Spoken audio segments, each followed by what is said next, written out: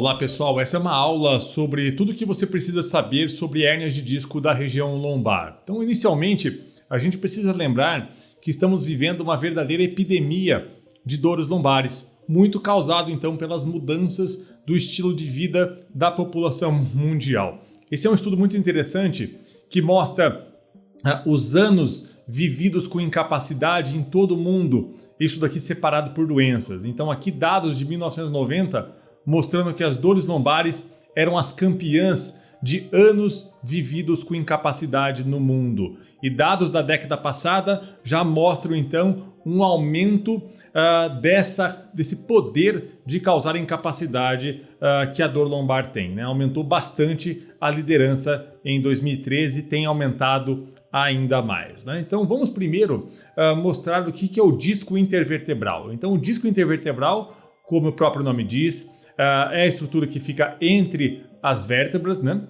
E ele é composto então fundamentalmente por três partes. A parte mais interna, chamada de núcleo, é mais gelatinosa. A parte externa, que se assemelha a cascas de cebola extremamente rígidas, chama-se ânulo. E nós temos então duas placas terminais, uma em cima e uma embaixo, que fazem então o contato direto com o osso da vértebra. O que acontece é que o nosso disco intervertebral ele tem uma vascularização sanguínea muito ruim em todo mundo. Então as artérias elas saem aqui de dentro do osso, vão se ramificando e quando chegam aqui no disco elas são interrompidas. Então toda a nutrição do disco intervertebral é feita por um processo um pouco lento e um pouco ineficaz, chamada então de difusão. Tá?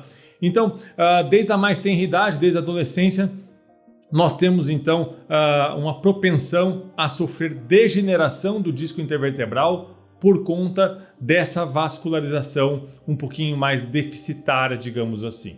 É claro que isso aumenta de acordo com a sobrecarga que nós colocamos no disco intervertebral. Aqui é só um exemplo, quando estamos na posição deitada, a pressão no disco é bem baixa. Se a gente ficar curvado com um peso, essa pressão sobe bastante, se for sentado ainda mais. Isso quer dizer que a postura é extremamente danosa para o disco? Não. O que é danoso é ficar na mesma posição o tempo todo. Então, o corpo ele demanda movimento. Por isso que a atividade física é extremamente importante. Por isso que quando a gente está trabalhando muito tempo sentado, é importante que a gente mude a nossa posição, que a gente caminhe e que a gente vá alternando o tipo de postura. Tá? Outro ponto muito importante é a inervação. Então nós temos aqui fundamentalmente duas inervações muito importantes. Uma delas é chamada então de nervos sinovertebrais. Esses nervos é o nome técnico. Esses nervos eles inervam aqui o disco intervertebral em si. O outro é o popular ciático, na verdade as raízes nervosas que saem da coluna e vão formar o ciático, como eu vou mostrar um pouco mais para frente. Tá? Então, à medida que o disco vai degenerando, esse conteúdo interno do núcleo ele pode escapar, pode extravasar e ele pode sensibilizar esses nervos aqui da periferia do disco intervertebral, esses nervos que ficam na parte externa do disco. Isso pode causar bastante dor nas costas.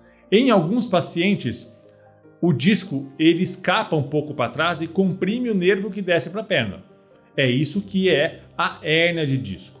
Então aqui, nessa animação, nós conseguimos ver então... voltamos aqui. Aqui nessa animação, nós conseguimos ver o disco intervertebral e a sua mobilidade. À medida que ele vai degenerando, essa estrutura aqui branca, que é o ânulo, ela pode romper e esse conteúdo pode extravasar e comprimir o nervo que desce para a perna. Esse nervo ele vai formar o nervo ciático, por isso que a dor irradia usualmente para uma das pernas. Agora, nós temos aqui na figura da direita, mostrando aqui as 5 vértebras lombares, L1, L2, L3, L4 e L5. A cada vértebra sai um nervo, para o lado esquerdo e para o lado direito. Então, a depender de onde estiver a hérnia, o paciente vai sentir dor em uma ou outra região da perna. Então, por exemplo, se for na vértebra de L2, ele pode sentir dor nesta região interna. L3 descendo para o joelho, L4 descendo aqui para a perna, L5 até o pé e S1 descendo por trás, pegando também até o pé. Então, isso daqui é o nervo ciático. Então, perceba que o nervo ciático ele é formado por raízes nervosas que saem aqui de L4, L5, S1, S2, eventualmente até S3, tá bem? Então, essas raízes se juntam para formar o nervo ciático, que é o nervo mais grosso e mais longo que nós temos no corpo, né? Então, vamos mostrar aqui uma animação bastante elucidativa, né? Então, aqui está a nossa medula, né? A medula que carrega os nervos. Esses nervos eles vão saindo aqui de cada nível, como vocês estão vendo aqui. Um sai para cá, outro sai para cá, e ele sai através de um buraco no osso chamado forame, outro nome técnico, tá bem? E o nervo ciático ele vai ser formado por raízes nervosas que saem de diversos níveis da coluna vertebral, tá? E ele passa aqui abaixo do músculo piriforme e vai descendo até o pé. Então é um nervo extremamente importante porque ele inerva todo o membro inferior e por isso que o paciente pode ter dor na perna.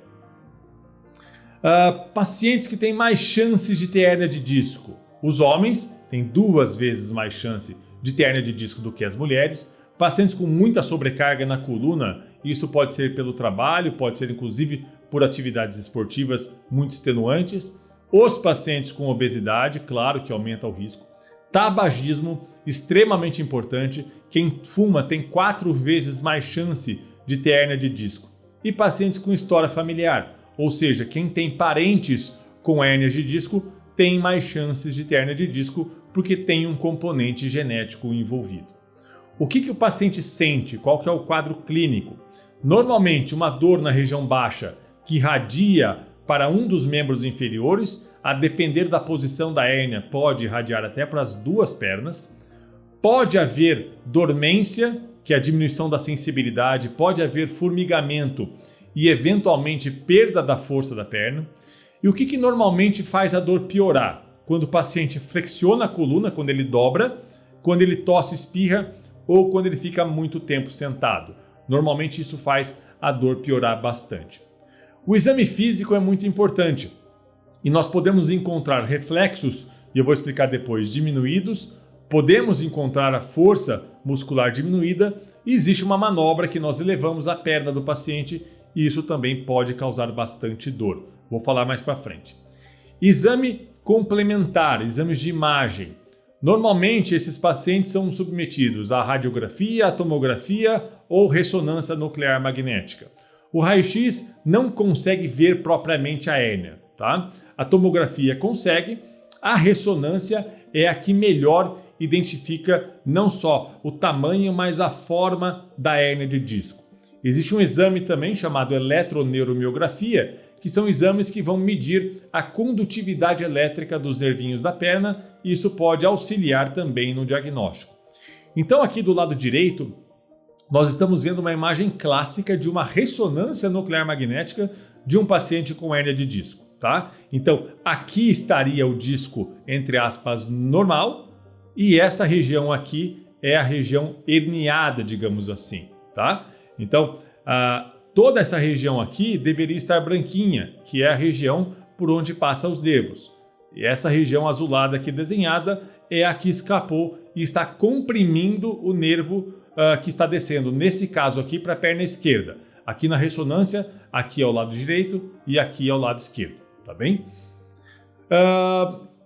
Outro ponto muito importante é a diferenciação entre protusão, que é uma hérnia protusa, e hérnia extrusa. Então muitos pacientes vêm dizendo, eu não tenho uma hérnia de disco, eu tenho uma protusão. Na verdade, toda protusão é uma hérnia de disco, tá? Que ela é diferente. Então, tecnicamente, protusão se define com esta distância daqui até aqui, maior do que essa distância daqui até aqui, tá? Então, entre aspas, tem um pescoço mais largo. E extrusão tem essa distância aqui, menor do que essa distância aqui, tem um pescoço mais estreito. Isso pode alterar algumas condutas terapêuticas e, como a gente vai ver mais para frente, as hérnias extrusas, apesar de ter maior possibilidade de causar sintomas, elas são mais reabsorvidas pelo corpo, tá? Muito importante, nem todo mundo que tem hérnia de disco na ressonância vai sentir dor. Esse é um estudo que eu gosto muito, que foi feito então com tenistas juvenis de 16 a 23 anos de idade. Ninguém aqui tinha dor, nenhuma dor, e foram feitas então ressonâncias lombares em todos eles, mais de 100 atletas.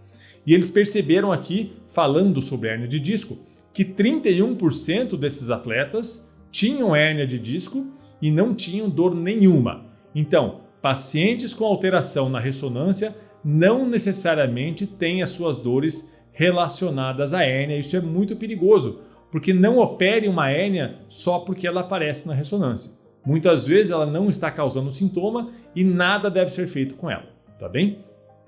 Voltando no exame físico, então esse martelinho que a gente usa para fazer os reflexos dos membros inferiores, isso é muito importante.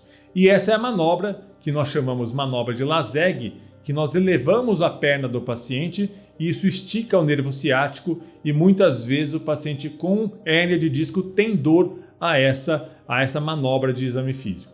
É muito importante também testar a força muscular dos músculos da perna, né? Então, normalmente nós pedimos para o paciente andar no calcanhar e testamos a força pedindo para ele levar essa região dos dedos do pé, ou andar na ponta dos dedos e testando para ver se ele consegue abaixar com força os dedos do pé. Isso vai avaliar a força muscular. Por que isso é importante? Porque pacientes com hérnia de disco que está causando uma perda muscular muito importante da força, eles precisam ser operados com mais rapidez, tá? Isso é muito importante. O que pode simular uma hérnia? Vários problemas podem simular uma hérnia de disco. Então, problemas nas facetas lombares. Então, aqui nós estamos vendo as facetas, que são as articulações entre as vértebras da coluna lombar, e elas são sujeitas a processos de artrose. Quando isso acontece, o paciente pode ter dor nas costas, que eventualmente pode irradiar para a perna. A outra questão é a articulação sacroiliaca, aqui do lado direito. Então, a articulação sacroiliaca é a articulação que fica entre o sacro e o osso ilíaco, que é o osso da bacia. Elas também têm cartilagem e também está sujeito a processos de degeneração. E quando isso acontece, o paciente também pode ter região, não só na região glútea lombar baixa ou no quadril, em alguns casos essas dores podem irradiar para a perna, confundindo o médico pensando que tem uma hérnia de disco, quando na verdade tem um problema na articulação sacroiliaca. Outra questão muito importante é o músculo piriforme, que é um músculo que fica na região glútea. Por que ele é muito importante? Porque o nervo ciático que vocês estão vendo aqui, ele passa embaixo do piriforme, algumas vezes dentro do piriforme. E uma contratura desse músculo aqui pode gerar uma dor na região glútea, irritando aqui o nervo ciático, e essa dor pode irradiar para o membro inferior, confundindo também com relação à hérnia de disco. Vamos falar agora sobre a questão do tratamento. Então, lembrando que todo tratamento para hérnia de disco só deve ser realizado após consulta de um profissional de saúde. Inicialmente, não necessariamente precisa ser um médico. Um bom fisioterapeuta tem totais condições de começar um tratamento e muitas vezes só isso basta, para ser bem sincero, tá? Vamos voltar aqui. Então, tratamento multidisciplinar, tá? Lembre-se disso, porque muitas vezes o paciente ele quer tomar um medicamento e melhorar, ou ele já quer operar e melhorar. Na verdade, o paciente com hérnia de disco ele precisa de um tratamento multidisciplinar. Então, com fisioterapia especializada, medicamentos analgésicos, que vamos falar mais para frente, muitas vezes acupuntura, até psicoterapia para lidar com esse problema que muitas vezes limita muito o dia a dia e causa um problema psicológico muito importante para o paciente, isso é compreensível. Procedimentos intervencionistas e a cirurgia propriamente dita, e a gente vai transcorrer sobre essas principais modalidades terapêuticas. Então, a fisioterapia é um tratamento obrigatório, fazendo ou não procedimento. O paciente precisa fazer fisioterapia, deve ser feita por especialista, de preferência com dedicação exclusiva ao paciente. Não são 5 pacientes sendo tratados pelo mesmo fisioterapeuta. Tem que ser uma dedicação exclusiva daquele profissional. Isso pode, e muitas vezes, evitar tratamentos mais invasivos. Eu não vou aqui entrar no detalhe da fisioterapia, porque isso sequer é a minha especialidade. O fisioterapeuta é que de fato tem o total conhecimento das técnicas fisioterapêuticas, que são inúmeras, e ele vai poder então indicar a melhor para cada tipo de paciente, tá? Medicamentos que podem ser utilizados: analgésicos, anti-inflamatórios, alguns antidepressivos que têm efeito na dor crônica e alguns anticonvulsivantes que estabilizam a função do nervo, também podendo ajudar nos casos de hérnia de disco, tá? Então, quando a fisioterapia ou os tratamentos menos invasivos não melhoram a contento, nós então podemos lançar mão daquilo que nós chamamos de procedimentos intervencionistas da dor. Então, lembrando, somente quando a fisioterapia não resolve é que nós damos esse passo além. E nós temos algumas opções, né? Os procedimentos intervencionistas, eles são minimamente invasivos, usualmente realizados sob sedação, sempre guiados por um método de imagem, usualmente por um raio-x digital no centro cirúrgico, e não é necessária internação. O paciente faz o procedimento e pode ter alta no mesmo dia. O mais realizado é o popular bloqueio, mas não é um bloqueio realizado no consultório.